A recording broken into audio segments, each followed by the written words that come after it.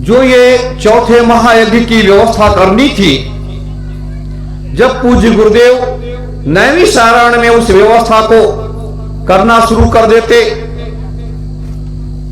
तो जो आश्रम के प्रमुख जिम्मेदार लोग थे, कलयुग का प्रभाव में वो जकड़ चुके थे, क्योंकि गुरुदेव चमत्कार दिखा नहीं सकते थे, वचनबद्ध थे और उनके ऊपर कलयुग के भार को उतार नहीं सकते थे।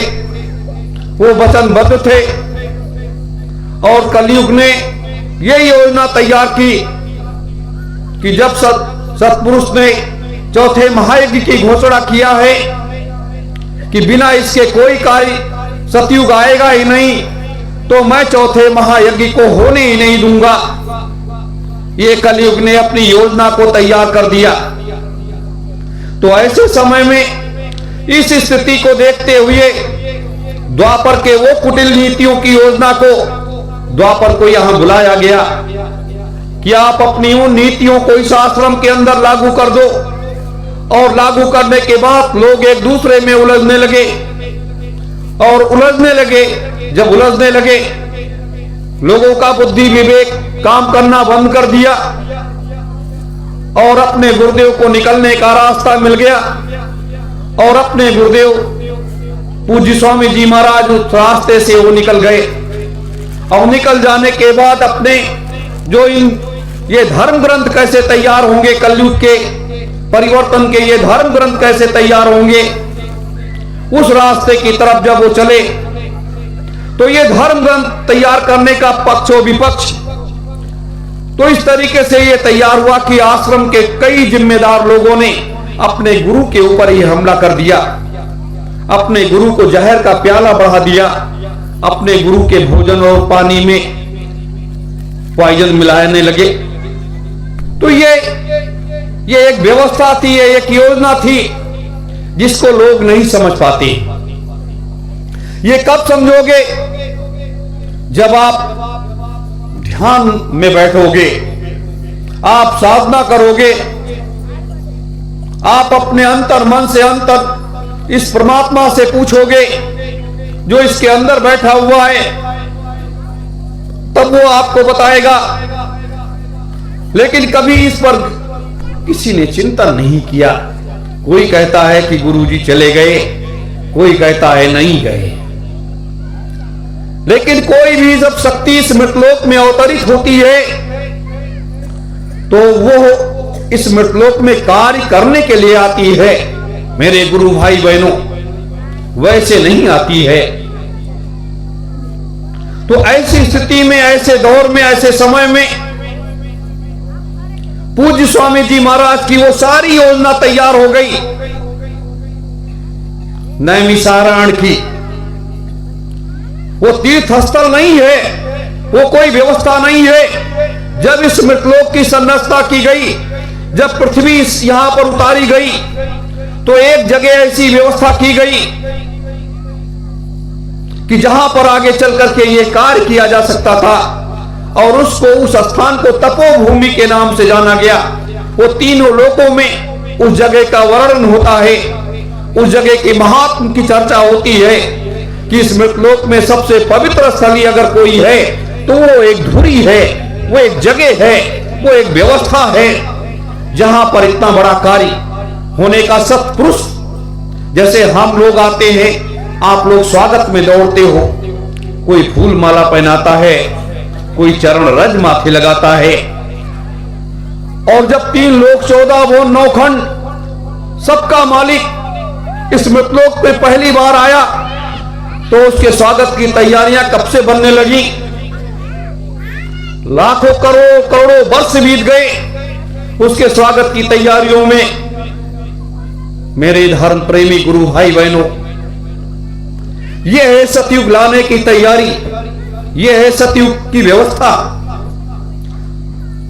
और ऐसे इस धरातल पर सतयुग को नहीं उतारा जाता। ये महायज्ञ जो भूतेन भविष्यते, कल भी मैंने बताया था। और ये महायज्ञ एक नया इतिहास लिखता है, एक नया ग्रंथ तैयार करता है जो अनादिकाल, आदिकाल, सतयुग त्रेता, द्वापर और कलयुग के 5300 वर्षों में नहीं लिखा गया। एक ऐसा धर्म ग्रंथ जो सारे धर्म ग्रंथों को पीछे छोड़ देगा और सारे धर्म ग्रंथों के ऊपर वो धर्म ग्रंथ हो जाएगा। सारे मत मतांतर, सारे धर्म पंथ सब पीछे हो जाएंगे। इसे कहते हैं परिवर्तन, इसे कहते हैं बदलाव। मेरे धर्म प्रेमी गुरु भाई बहनों, हम आप सब यहां बैठे हैं सिर्फ विचारों का आदान प्रदान करने के लिए, लेकिन जब कार्य का समय आता है, कार्य का क्षेत्र आता है, तब वो लक्ष्य पथ ढूंढता है, वो रास्ता देखता है कि आप किस रास्ते पर चल रहे हो। तो ये समय परिवर्तन का है, ये समय परिवर्तन का है। आप संसार में चले जाओ, पूरे मृतलोक में चले जाओ, वैसे तो कहा जाता है ये काल का देश है, ये काल का देश है, ये निरंजन का देश है।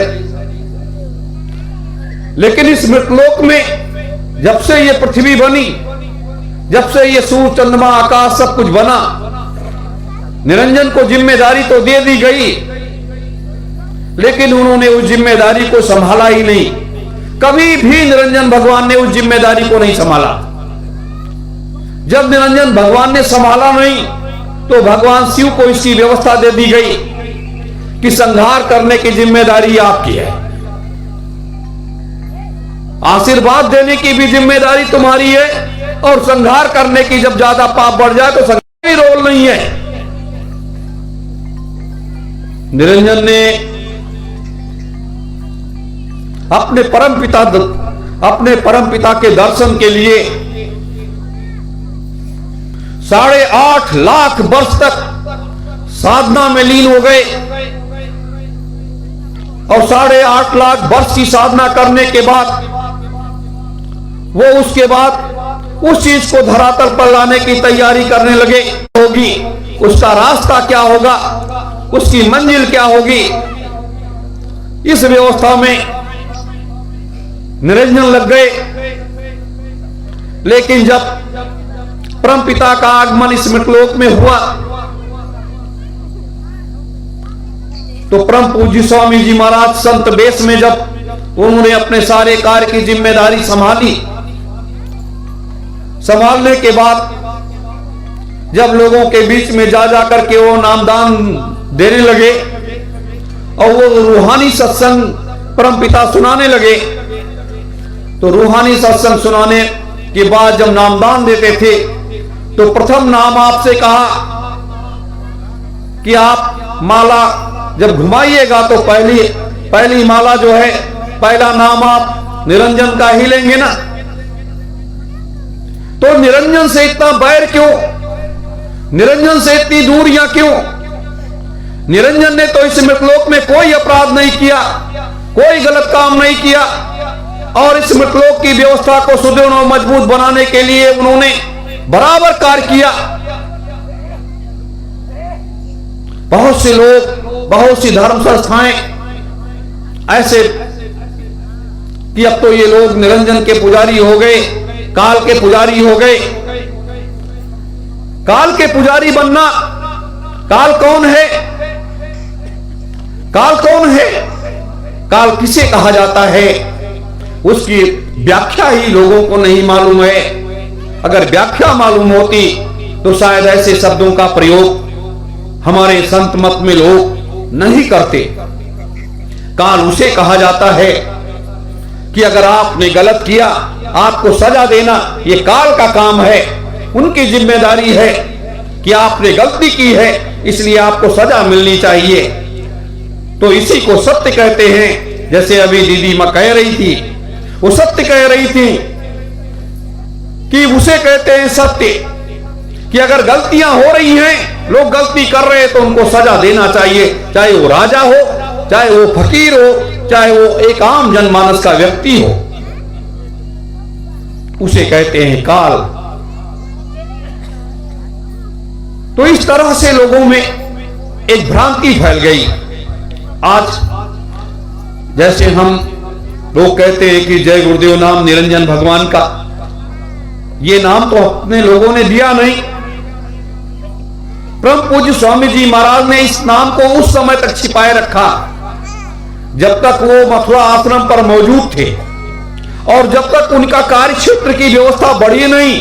मथुरा आश्रम से जाने के बाद जिस दिन सतयुग की तैयारी की प्रथम बेला आई, 21 अगस्त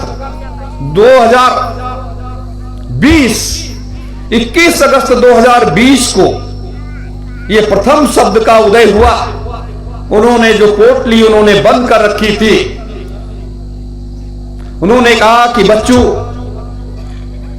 ये नाम तो मैंने पूरे संसार को रटा दिया, लेकिन इस नाम की व्याख्या को मैंने किसी को नहीं बताया। इसलिए नहीं व्याख्या को बताया कि उस समय तमाम धर्मावलंबी थे, तमाम मतांतर के लोग कई तरीके से टिप्पणियां भी कर बैठते और उस रास्ते को मोड़ने का प्रयास करते। लेकिन आज जब आवश्यकता पड़ी तो उस नाम की जय गुरुदेव नाम की आवश्यकता क्यों पड़ी? निरंजन की आवश्यकता क्यों पड़ी? निरंजन की आवश्यकता इसलिए पड़ी इस देश में, इस मृतलोक में, कि ब्रह्मा विष्णु महेश ने भी इतनी साधना नहीं की।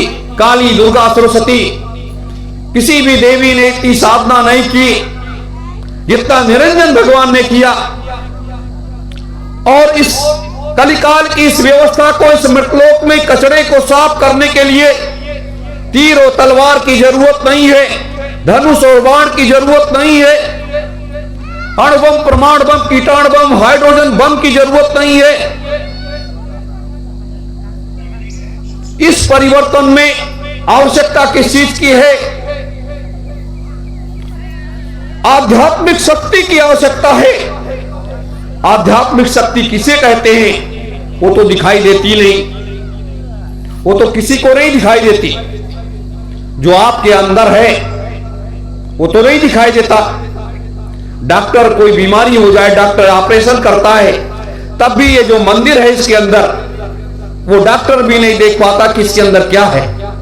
और इसके नीचे के बाद हमारे ये पेट है जिसमें मल और मूत्र भरे हुए हैं, गंदगी भरी हुई है। इस शरीर को चलाने के लिए जो हम ग्रहण करते हैं वो इसके अंदर भरा हुआ है। तब ऐसी आवश्यकता, साधना क्या होती है? जैसे ये आप मोबाइल है, तरंग के माध्यम से कोई आपको फोन मिलाता है, कहीं भी वो आपके पास वो आवाज पहुंच जाती है, आपकी घंटी बजती है और आप उसे उठा लेते हो, बात करते हो। वो व्यक्ति आपके पास तो मौजूद है नहीं, सिर्फ हाथ में आपके मोबाइल है। उसी तरीके से ये साधना की शक्ति जो होती है वो कहां व्यक्ति के पास इकट्ठा होती जानते हो? जो व्यक्ति साधना करता है, अपने कुंडली को जागृत कर लेता है और वो सारी शक्ति उसके अंदर, यहां पर एक रिमोट लगा हुआ है जिसे हम कहते हैं पेन ड्राइव। जैसे पेन ड्राइव में सारी चीजें भर लेते हैं और वो इतनी बड़ी पेन ड्राइव में बहुत सी चीजें आ जाती हैं, इतनी बड़ी पेन ड्राइव में। उसी तरीके से ये तीसरे नेत्र जो ज्योति है, जो ज्योति जलती है, इसके चारों तरफ एक रोल है और उस रोल में सारे ब्रह्मांड की सारी चीजें इसके अंदर समाहित हो जाती हैं, सारी शक्तियां समाहित हो जाती हैं। और जब व्यक्ति साधना करने लगता है तो उसकी शक्ति यहां पर आकर के समाहित होने लगती है। और जब ये फुल हो जाती है, मेमोरी फुल हो जाती है, तो उसका तीसरा नेत्र खुल जाता है और कहा जाता है कि ये दोनों आंख जो है ये वाह रूपी संसार को देखने के लिए है, आत्मा रूपी ज्ञान को देखने के लिए, देवी देवताओं को देखने के लिए, ब्रह्मा विष्णु महेश को देखने के लिए, 3 लोक 14 भुवन 9 खंडों में जाने के लिए ये तीसरे आंख की आवश्यकता पड़ती है। और ये आपने खोल लिया, कहां जाना है, आप बैठ गए, आपकी जीवात्मा निकल गई, आप चले गए और फिर वहां दर्शन मेला करके फिर वापस चले आए, ये उसे कहते हैं। मेरे धर्म प्रेमी गुरु भाई बहनों, तो ये जब आपके पास हो जाती है तो एक पावर मिल जाता है, आपके पास शक्ति मिल जाती है, और इस शक्ति से के बल से आप इस पूरे ब्रह्मांड को समाप्त कर सकते हो। अगर आप चाहे, एक व्यक्ति अगर चाहे ले तो पूरे संसार को जला करके वो खाक कर सकता है और पूरे संसार को वो सुधार सकता है और पूरे संसार में अमन चैन ला सकता है। ये पावर होता है जिसे कहते हैं अध्यात्म, जिसे कहते हैं साधना का वो तपोबल। तो ये तपोबल ये ऋषि मुनियों के पास होता है, महात्माओं के पास होता है, योगियों के पास होता है और देवियों के पास होता है। सबके पास ये चीजें नहीं होती हैं मेरे धर्म प्रेमी गुरु भाई बहनों। लेकिन इस मृतलोक की मर्यादा है, उस मर्यादा में बंद करके और परम पिता की मर्यादा में बंद करके, एक परम पिता की अगर मर्यादा ना हो तो लोग इस मृतलोक में ऐसे ऐसे लोग हैं जो इसको सेकंडों में पूरे संसार को सुधार सकते हैं, पूरे संसार में अमन चैन ला सकते हैं। उनको देर नहीं लगेगा लाने में। लेकिन ये धर्म ग्रंथ कैसे तैयार होंगे, हमारी आने वाली पीढ़ियां इसको याद कैसे करेंगी कि कितने संघर्षों के बाद, कितनी त्याग और तपस्या करने के बाद तब ये मृतलोक के धरातल पर सतयुग का राज उतार मिला था और संतों का युग लाया गया था। ये हमारे धर्म ग्रंथ, तो हम आप उसके एक छोटे छोटे पात्र हैं, हम आप उसके एक छोटे छोटे पात्र हैं मेरे धर्म प्रेमी गुरु भाई बहनों। इसीलिए लोग महात्माओं के सानिध्य में जाते हैं। और जो लोग निरंजन का विरोध करते हैं कि ये सत्यओम जय गुरुदेव वाले या जय गुरुदेव वैचारिक संस्था वाले या सुभाष वाले ये जय गुरुदेव नाम प्रभु को बदल करके कैसे जय गुरुदेव नाम निरंजन कर दिए, उनको निरंजन के बारे में कुछ ज्ञान ही नहीं है, कोई ज्ञान नहीं है उनके पास। अगर ज्ञान होता तो शायद ऐसी टिप्पणियां वो लोग ना करते। इसीलिए निरंजन की आवश्यकता है इस मृतलोक में, इस कलिकाल की इस अंतिम बेला में। निरंजन की आवश्यकता इसलिए है कि उनके 8.5 लाख वर्षों की साधना की शक्ति एक जगह इकट्ठा करके, 88,000 ऋषियों की वो शक्ति इकट्ठा करके, और उसके बाद कहा गया है कि एक एक कोष पर एक एक सती और एक एक साधक आज भी मौजूद हैं। उन शक्तियों की आवश्यकता है। तो सारी शक्तियों, ब्रह्मा विष्णु महेश अपनी शक्तियों को नहीं लगा रहे हैं। और अगर ब्रह्मा विष्णु महेश, जब भगवान विष्णु को यहां भेजा गया इस मृतलोक में, तो उन्होंने अपनी शक्ति को कभी छीण नहीं किया। उन्होंने सिर्फ महात्माओं का आशीर्वाद लिया, महात्माओं की शक्ति को इकट्ठा किया और देवियों की शक्ति को इकट्ठा किया, और इकट्ठा करने के बाद उनसे उन्होंने परिवर्तन कर दिया, व्यवस्था बदल दी और अपने पास उसे इसलिए बचा करके रखा कि कहीं हमारा साम्राज्य न छिन जाए, कहीं हमारी ये पदवी न चली जाए। इसलिए हमेशा उसको उन्होंने बचा करके रखा है। मेरे धर्म प्रेमी गुरु भाई बहनों, ये बड़ा धर्म का ये क्षेत्र है और अध्यात्म में कितना बड़ा गूढ़ रहस्य है, जिसके दर पर दर खोलते चले जाइए। और ये अथाह समुद्र है, ये कभी खत्म होने वाली चीज नहीं है। आप साल, 10 साल, 20 साल, 50 साल, 100 साल, 1000 वर्ष तक ऐसे बताते रहिए, लेकिन ये अध्यात्म का क्षेत्र कभी खत्म होने वाला नहीं है मेरे धर्म प्रेमी गुरु भाई बहनों। और अध्यात्म उसे कहते हैं कि जब आपको उन ऊंचाइयों पर उठा करके ले जाया जाए, ये दिखाया जाए, ये मृत लोक है, ये स्वर्ग लोक है, ये पाताल लोक है, ये वो लोक है, इंद्रलोक है, ये विष्णु लोक है, ये लोक है, ये सारे लोकों का जब आपको दर्शन करने लगो तब उसे कहते हैं अध्यात्म। लेकिन अपने स्वामी जी महाराज ने अभी दिखाया तो नहीं, इसलिए नहीं किसी को दिखाया, कहा कि बच्चों साधना करो और साधना करने के बाद अगर आपको प्राप्त हो जाए तो उसको बहुत संभाल करके अपने पास रखना, किसी को बताना तक भी नहीं कि मेरे पास ये चीज मिल गई है। और कभी किसी पर उसका प्रयोग भी नहीं करना, नहीं तो वो चीज तुम्हारे पास से खत्म हो जाएगी तो दोबारा आपको मिलने वाली नहीं है। ये स्वामी जी महाराज ने पहले ही डरा दिया। इसलिए डरा दिया कि जब आप देखने लगोगे, जानने लगोगे और दूसरे को बताने लगोगे तो आपके अंदर एक अहम आएगा और आप चमत्कार दिखाने लगोगे, किसी का नुकसान करने लगोगे, किसी का फायदा करने लगोगे, तो ये मृतलोक की मर्यादा भंग हो जाएगी। तो मृतलोक की मर्यादा भी भंग ना होने पाए और ये सारा कार्य भी हो जाए, तो ये सारी व्यवस्था है। तो ऐसे दौर में, ऐसे समय में ये सतयुग आने की तैयारी का ये व्यवस्था की गई कि इतनी सारी शक्तियों को इकट्ठा करने के बाद, और परमपिता भी अपनी शक्ति को नहीं दे रहा है, यह भी समझिए।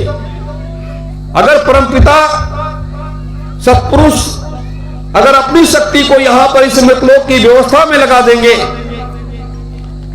तो यह सतलोक की मर्यादा भंग हो जाएगी और सारे ब्रह्मांड में अव्यवस्था फैल जाएगी। इसलिए इन शक्तियों की आवश्यकता पड़ती है।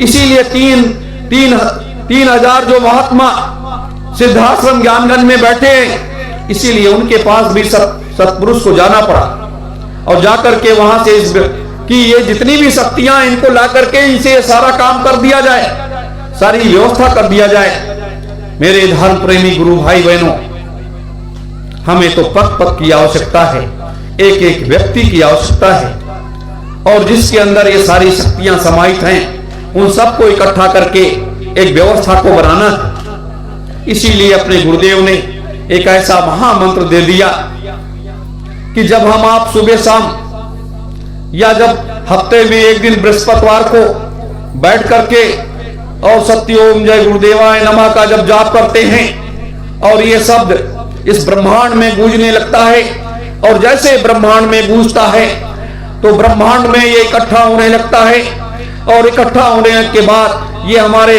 युग परिवर्तन सतयुग स्थापना महायज्ञ में ये सारा काम आएगा। ये सारी इसकी इन शक्तियों की भी आवश्यकता, ये मानव कल्याण के लिए भी है, समाज के कल्याण के लिए भी है, देश के कल्याण के लिए है, लेकिन ये महायज्ञ की व्यवस्था में बहुत बड़ी अहम भूमिका निभाएगा। और शक्ति की बात बताएं आपको, द्वापर में जब भगवान कृष्ण का जन्म हुआ तो राधा का भी जन्म हुआ था, राधा का भी जन्म हुआ था। लोग कहते हैं कि कृष्ण और राधा में बड़ा प्रेम था। प्रेम किसे कहते हैं? प्रेम के रूप अनेक होते हैं। प्रेम के रूप अनेक इसलिए होते हैं कि राधा कृष्ण में जो प्रेम था वो जब मिलते थे तो वो परिवर्तन की चर्चा करते थे कि ये संसार की व्यवस्था को कैसे बदलोगे, क्या करोगे, उसकी योजना क्या होगी। तो कृष्ण उनको समझाते थे कि राधा तुम अपनी शक्ति को मुझे दे दो, जो तुम्हारे पास पावर है। और देवियों में क्या होता है कि ममत्व का भाव होता है, ममत्व का जो भाव होता है वो देवियां कर गुजरती हैं। और राधा जो एक शक्ति के रूप में इस मृतलोक में अवतरित हुई थी, वो सिर्फ कृष्ण को संभालने के लिए आई थी कि कृष्ण की संभाल कैसे की जाएगी।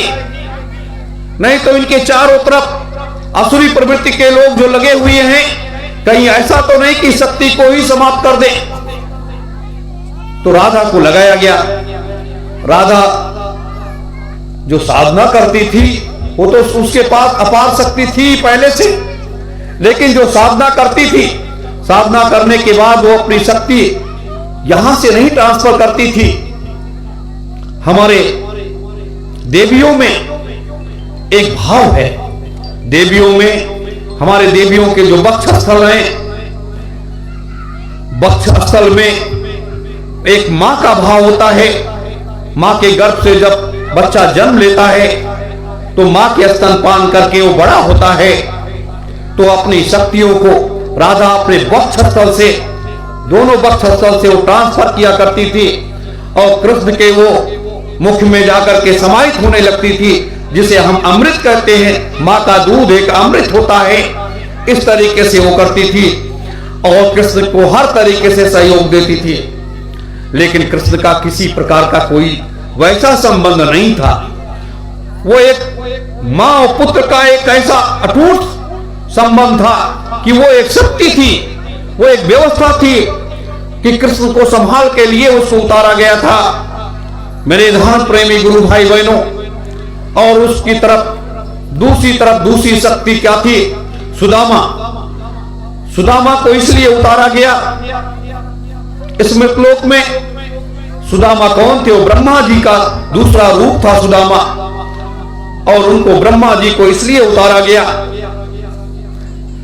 कि आप इसलिए जाओ कि ये तो विष्णु तो अपनी शक्ति को प्रयोग नहीं करेगा, शक्ति की आवश्यकता है और मृतलोक का एक नियम है। तो उस नियम को देखते हुए आपको क्या करना है कि कठोर तप करो वहां, और कठोर तप करने के बाद रात में 12 बजे आपके पास जितनी भी शक्ति है उसको एक एक करके आप ट्रांसफर करते रहना। तो वो कहां से शक्ति को ट्रांसफर करते थे? वो अपने नेत्रों से, सुदामा अपने नेत्रों से अपनी शक्ति को ट्रांसफर करके भगवान कृष्ण के नेत्रों में उन शक्ति को ट्रांसफर कर देते थे। सुदामा कहां थे? कृष्ण कहां थे? और जब सुदामा जी वहां गए, कृष्ण के उस राजमहल में गए, द्वारिका जब गए, तो वहां पर कुछ दिन इसलिए रुकना पड़ा। कृष्ण उस भेद को जानना चाहते थे, ब्रह्मा के उस भेद को जानना चाहते थे कि हे पिता, ये क्या आप कर रहे हैं? ये क्या कर रहे हैं आप एक दीनहीन बन करके, और इस व्यवस्था के तहत और इस परिवार बच्चों को लेकर के इस तरीके से आप ये सारा काम कर रहे हैं, क्यों कर रहे हैं? तो रात रात में कृष्ण को उन सारे राज रहस्यों को ब्रह्मा जी बताते थे सुदामा के रूप में कि ये मुझे इसलिए करना पड़ा कि सत्पुरुष ने मुझे भेजा है कि जा करके, नहीं तो वो तो गड़बड़ कर देगा। तो इस तरीके से सबकी देख रेख की गई, सबकी व्यवस्था की गई, सबके लिए एक व्यवस्था बनाई गई, सबके लिए एक व्यवस्था बनाई गई। मेरे धर्म प्रेमी गुरु भाई बहनों, ये वो रूहानी आध्यात्मिक सत्संग है। ये इसलिए मैं आपको बता रहा हूं आज इस मध्य प्रदेश की पावन तपोभूमि पर, इस पहाड़ पर बैठ करके, इसलिए आपको बता रहा हूं कि आज ये अपने सत्संग का अंतिम दिन है और आप लोग कुछ लेकर के जाओगे, कुछ ज्ञान का, कुछ भक्ति का, कुछ वैराग का, कुछ शक्ति का। तो उसी तरह से जैसे ये सारी व्यवस्थाएं की गई, ये तो बहुत बड़ा विषय है, ये कभी खत्म होने वाला नहीं है। आप लोग जब आओगे नैमिषारण्य में 5 दिन का कार्यक्रम है, तो वहां बड़े विस्तार से आपको सुनने को मिलेगा। मेरे धर्म प्रेमी गुरु भाई बहनों, इसीलिए ये देवियां हमारे लिए पूजनीय होती हैं। ये हमारे माँ के रूप में हैं, ये हमारी बहन के रूप में हैं, ये हमारी बेटी के रूप में हैं। तो इसीलिए पूजनीय होती हैं। इनकी शक्तियां, इनके शक्तियों से, इनके तपोबल से आप बड़े से बड़ा काम कर सकते हो। इसीलिए अभी जैसे अपनी दीदी माँ बोल रही थी, वो उस सत्य को बता रही थी जो वर्तमान में ये संसार में, इस मृतलोक में या इस देश में हो रहा है, तो उससे कैसे निजात पाई जाए। ये इसलिए होता है कि ये जब संसार के दुखों को देख करके ये देवियां विचलित हो उठती हैं और रोने लगती हैं, चिल्लाने लगती हैं कि हे परमात्मा, ये क्या हो रहा है? ये मैं क्या देख रही हूं, क्या सुन रही हूं? कितना अत्याचार हमारी बच्चियों पर, हमारी बहनों पर, हमारी बेटियों पर, हमारी माताओं पर और हमारे ये 84 लाख जीवों के ऊपर, कितना ये पशु पक्षियों पर, जीव जंतुओं पर कितना बड़ा अत्याचार हो रहा है। और परमपिता हमारा बड़ी आसानी के साथ देख रहा है।